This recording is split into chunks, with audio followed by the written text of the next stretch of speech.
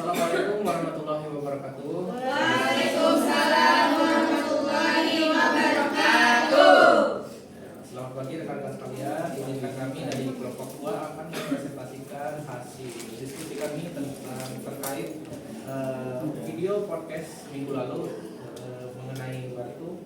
Di sini kami dari kelompok 2 terdiri dari saya sebagai moderator, kemudian ada Ibu Dinia, ada Pak Iha, ada Bu Indah, ada Bu Hani, dan terakhir ada Bu Cika. Mohon maaf sebelumnya kami kekurangan 2 orang hadir berhalangan. Baiklah, untuk mempersingkat waktu akan kami mulai dari Bu Dinia. Silakan. Yang pertama ada tujuan pembelajaran. Apa tujuan pembelajaran Anda dan bagaimana posisi kemampuan peserta didik? Ini adalah pertanyaan yang kami berikan kepada guru. Dan kemudian di sini ada muatan literatur bahwa tujuan pembelajaran dirancang yaitu tujuan pembelajaran yang bermakna atau meaningful learning, di mana selalu diterapkan dalam setiap pembelajaran. Dalam metode pembelajaran namanya PAIKEM, pembelajaran aktif, inovatif, kreatif, dan menyenangkan. Pembelajaran bukan hanya dengan menghafal materi-materi pelajaran atau peristiwa-peristiwa yang terjadi, namun belajar merupakan kegiatan yang di dalamnya membutuhkan seluruh konsep yang diajarkan sehingga peserta didik tidak akan mudah lupa dan agar pembelajaran terlaksana dengan mudah.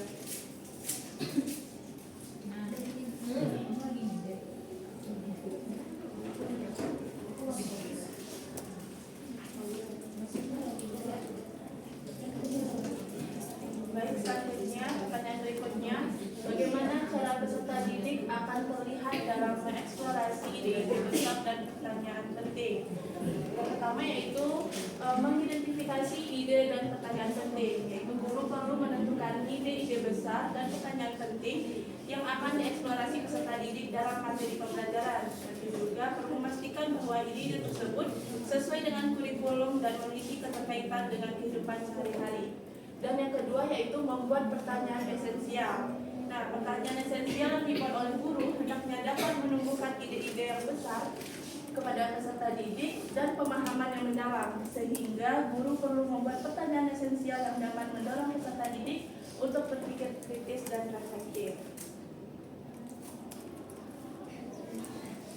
Selanjutnya yaitu menggunakan pendekatan PJBL, yaitu memberikan kegiatan pembelajaran yang berbasis proyek yang memungkinkan peserta didik terlibat aktif dalam proses pembelajaran. Misalnya kegiatan pembelajaran yang membutuhkan pemecahan masalah, penelitian, dan analisis yang mendalam. Yang selanjutnya yaitu memfasilitasi diskusi, yaitu memberikan ruang diskusi secara kelompok yang dapat mendorong peserta didik untuk berbagi ide, pendapat, dan pertanyaan mereka. Dan dalam hal ini, guru mengarahkan kegiatan diskusi agar tetap fokus pada ide-ide mengenai topik materi yang dibahas agar tidak keluar dari alur pembelajaran. Selanjutnya akan dilanjutkan oleh rekan saya. Kegiatan belajar apa untuk penampilan kemampuan tingkat siswa, pekerjaan rumah, dan pengalaman di luar kelas apa yang diperlukan untuk memberikan peserta didik mengembangkan dan memperdalam pemahaman mereka tentang ide-ide penting.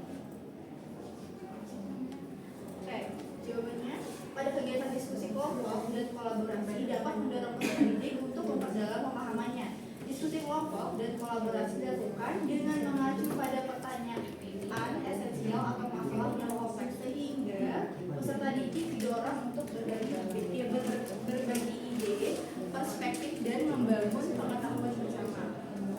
Lalu dalam penyelidikan, kegiatan penyelidikan dimulai dengan menjawab pertanyaan esensial atau masalah yang kompleks, sehingga dapat mendorong peserta didik untuk melakukan penyelidikan. Kegiatan ini dapat dilakukan peserta didik untuk mengumpulkan data, menjawab pertanyaan, atau memecahkan masalah yang disajikan oleh guru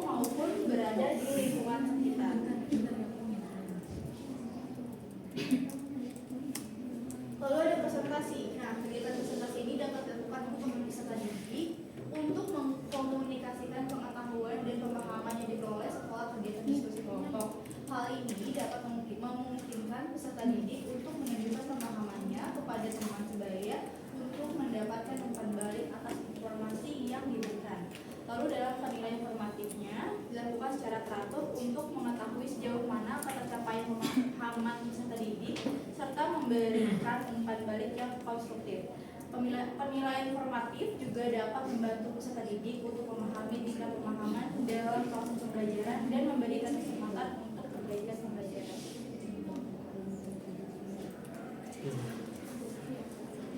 Lalu selanjutnya, pekerjaan rumah dan pengalaman di luar kelas yang diperlukan untuk memungkinkan peserta didik mengembangkan dan memperdalam pemahaman mereka tentang ide-ide penting antara lain yang pertama pekerjaan rumah, yaitu membaca materi terkait dan menulis referensi. Peserta didik diberikan tugas untuk mempersiapkan pembelajaran untuk pertemuan selanjutnya dan peserta didik juga diminta untuk menulis referensi mengenai bagaimana ide-ide tersebut berhubungan dengan pengalaman pribadi mereka atau dengan dunia sekitar mereka.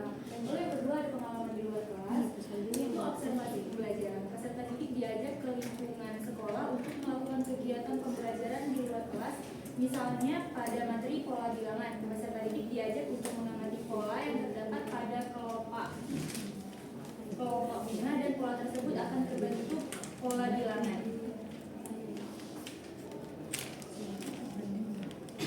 Lalu selanjutnya ada poin B, UPI teori. Dalam UPI merujuk pada salah satu elemen dalam perancangan kegiatan pembelajaran berdasarkan UPI.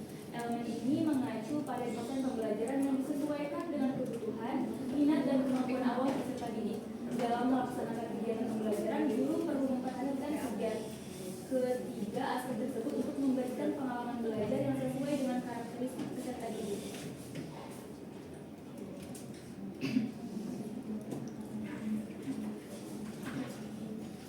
Kemudian, bagaimana cara mengakomodasi berbagai kebutuhan perkembangan gaya belajar pengetahuan sebelumnya dan minat peserta didik sambil tetap menjaga arah pembelajaran pada tujuan. Guru dapat menggunakan pendekatan pembelajaran berdifferensiasi. Pendekatan ini memungkinkan guru untuk mengakomodasi kebutuhan belajar peserta didik sehingga semua peserta didik dapat mengembangkan potensi mereka sesuai dengan gaya belajar yang dimiliki. Dengan demikian, guru juga dapat memberikan pengalaman belajar yang sesuai dengan gaya belajar peserta didik. Seperti penggunaan media pembelajaran berupa gambar dan bahan bacaan untuk peserta didik dengan gaya belajar visual, menggunakan audio sebagai bantuan untuk peserta didik dengan gaya belajar auditori, serta memberikan sedikit ice breaking berupa gerakan untuk peserta didik dengan gaya kinestetik. Kemudian cara mengakomodasi kebutuhan perkembangan peserta didik. Yang pertama, mengenali tiap gaya belajar dari masing-masing peserta didik. Kemudian menyediakan sumber bahan ajar yang sesuai dengan gaya belajar peserta didik dan mengarahkan peserta didik sesuai dengan gaya belajar yang mereka miliki.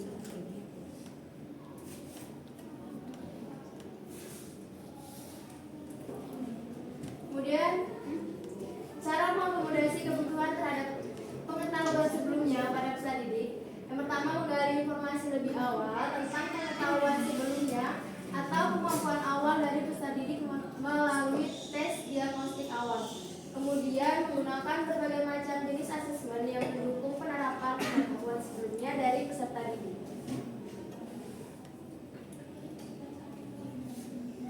Kemudian, cara mengakomodasi kebutuhan terhadap minat pada peserta didik.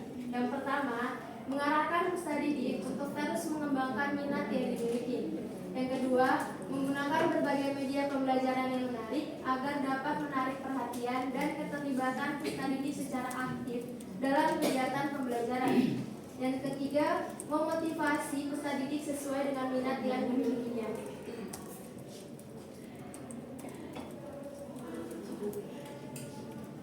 Selanjutnya akan balikan. Oke, selanjutnya yaitu bagaimana cara menyesuaikan rencana pembelajaran apabila ada perubahan kondisi untuk memaksimalkan keterlibatan dan efektivitas pembelajaran. Nah, menyesuaikan rencana pembelajaran untuk memaksimalkan keterlibatan dan efektivitas pembelajaran dilakukan berdasarkan perubahan kondisi yang berbeda di kelas.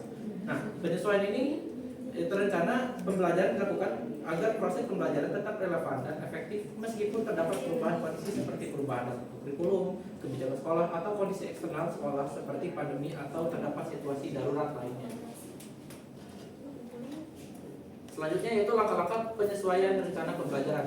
Di sini ada 3 langkah-langkah. Yang pertama yaitu menganalisis. Nah, menganalisis ini bagi hambatan atau perubahan kondisi yang terjadi saat proses pembelajaran. Kemudian langkah yang kedua yaitu memprediksi tantangan yang akan muncul selama proses pembelajaran. Kemudian langkah terakhir yaitu berfokus pada tujuan pembelajaran yang telah dibuat sebelumnya. Nah, ini merevisi tujuan pembelajaran jika diperlukan dengan tetap menyesuaikan terhadap kebutuhan peserta didik, guru, dan lembaga. Oke, sekian untuk presentasi dari kelompok 2. Jika ada pertanyaan dan sanggahan, kami persilakan. Oke, baik. Jika tidak ada, presentasi ini akan kami tutup. Saya ucapkan terima kasih atas perhatiannya. Saya ucapkan wassalamualaikum warahmatullahi wabarakatuh.